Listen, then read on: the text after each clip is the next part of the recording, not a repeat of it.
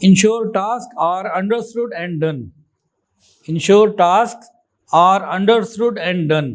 جائزہ لیتے رہنا کہ کاموں کو صحیح طریقے سے، کامل طریقے سے کما حقہ پورا کیا جا رہا ہے کہ نہیں. یہ ایک لیڈر کی ذمہ داری ہوتی ہے. یہ ساتویں خوبی ہے لیڈرشپ کی. حضرت عمر فاروق رضی اللہ تعالیٰ عنہ جس کی ذمہ داری لگایا کرتے تھے، پھر خبر گیری بھی رکھتے، چیک اینڈ بیلنس بھی رکھتے. ایک واقعہ سن لیجئے، اس سے آپ کو اندازہ ہوگا ذمہ داری لگانے والے کیسے تھے اور ذمہ دار لوگ کیسے تھے. آپ ایک مرتبہ حمص کی طرف گئے، آپ کو کچھ شکایات سی ملی، آپ گئے وہاں کے گورنر کا حال احوال پوچھنے. چلو بھی چلتے ہیں. وہاں جا کے لوگوں کو جمع کیا، حال پوچھے. انہوں نے کہا جی ویسے تو سب ٹھیک ہے، لیکن ہمیں اپنے گورنر سے جو آپ نے بنایا ہے 4 شکایتیں ہیں. سعید ابن عامر رضی اللہ تعالیٰ عنہ گورنر حمص سے 4 شکایتیں ہیں. بھئی کون سی شکایت ہیں؟ اب یہ امیر المومنین عوام الناس سے کھلی کچہری میں گورنر کی شکایت پوچھ رہے ہیں، اور عوام کھلے دل سے بے خوف ہو کے بتا رہی ہے.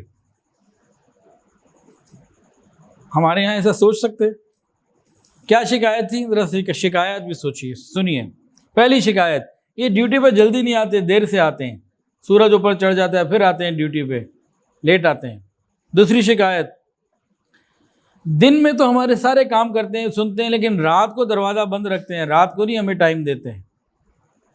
تیسری شکایت، مہینے میں ایک دن ایسا آتا ہے اس دن یہ دن میں بھی نہیں آتے، سارا دن غائب رہتے ہیں. یہاں تو ہفتہ اتوار چھٹی، پھر فلاں چھٹی، پھر فلاں چھٹی.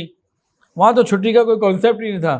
گورنر پورے مہینے میں ایک چھٹی کر رہا ہے تو وہ بھی شکایت کے درجے میں ہے. یہ چھٹیاں تو نبی علیہ السلام کی زندگی میں تو نہیں ملتی. حضرت عمر فاروق رضی اللہ تعالیٰ عنہ حمص پہنچے اور کھلی کچہری میں عوام الناس نے گورنر کی 4 شکایتیں لگا دیں. یاد ہیں جی؟ دیر سے آتے ہیں صبح، اور رات کو تو ملتے ہی نہیں، سارا دن ملتے ہیں، خدمت کرتے ہیں، رات کو نہیں ملتے. مہینے میں ایک دن تو بالکل ہی نکلتے گھر سے، ایک چھٹی کرتے ہیں. اور چوتھی بات، ان کے اوپر بعض مرتبہ ایسا دورہ چڑھتا ہے، ایسی کیفیت ہو جاتی ہے کہ لگتا ہے شاید پاگل ہو گئے، مجنون ہو گئے، دیوانے ہو گئے. حضرت عمر نے بات سنی، کہا تمہارے چاروں پوائنٹس ٹھیک ہیں، دیر سے کیوں آتے ہیں، رات کو کیوں نہیں تمہیں ملتے، مہینے میں چھٹی یہ کیوں کرتے ہیں. اور یہ مجنونانہ کیفیت یہ تو کسی حاکم کو زیب نہیں دیتی. بلاؤ جی گورنر صاحب کو. اب کھلی کچہری ہے، گورنر صاحب کے ساتھ عوام کھڑی ہے. پہلا سوال، دیر سے کیوں آتے ہو؟ کہا حضرت نہ گھر میں کوئی خادم ہے، نہ خادمہ، کوئی کنیز نہیں، میں اور میری بیوی بچے ہیں، تو گھر کے کام کاج، کوئی آٹا گوندنا، کوئی اور کام، وہ سارے کام بیوی کے ساتھ مل کے کر رہا ہوتا ہوں، اس لیے آتے آتے تھوڑی دیر لگ جاتی ہے. لوگ بڑے حیران ہوئے، یہ گورنر ہے وقت کا.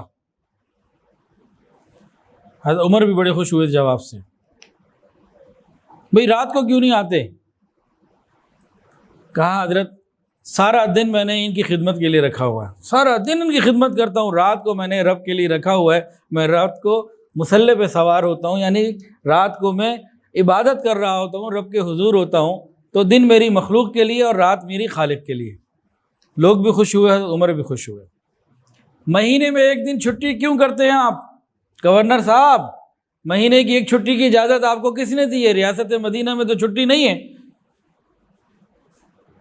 تو جواب دیا کہ میرے پاس ایک ہی جوڑا ہے، اس کو دھوتا ہوں، پھر سوکھنے کا انتظار کرتا ہوں، دن گزر جاتا ہے، میرے پاس تو کپڑے ہیں ہی نہیں زیادہ. لوگ بھی حیران، حضرت عمر بھی خوش اور حیران. یہ آپ کو کیا ہوتا ہے جی، ایک دن اچانک کبھی کبھی آپ کو دورہ پڑ جاتا ہے، یہ کیا ہے؟ ہائے، حضرت عامر ابن سعید رضی اللہ تعالیٰ نے اس کا بڑا عجیب جواب دیا.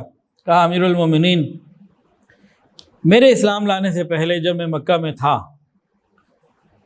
تو حضرت خبیب رضی اللہ تعالیٰ عنہ کو مشرکین مکہ نے اذیتیں پہنچائیں اور ان کو شہید کیا، سولی پہ چڑھایا. اس وقت میں وہاں موجود تھا. مشرکین مکہ نے، میں خود اس وقت مشرکین مکہ میں سے تھا، مشرکین مکہ نے ان سے پوچھا خبیب تم کیا اس بات کو پسند کرتے ہو کہ تمہاری جگہ آج حضور ہوتے؟ کہا کیا کہہ رہے ہو بدبختو، میں تو اس بات کو بھی گوارا نہیں کرتا کہ نبی علیہ السلام کے پاؤں میں کانٹا چبھے میری اس تکلیف کے بدلے. مجھے یہ تکلیف پھر بھی قبول ہے، وہاں کانٹا کو چبھنا مجھے پھر بھی قبول نہیں.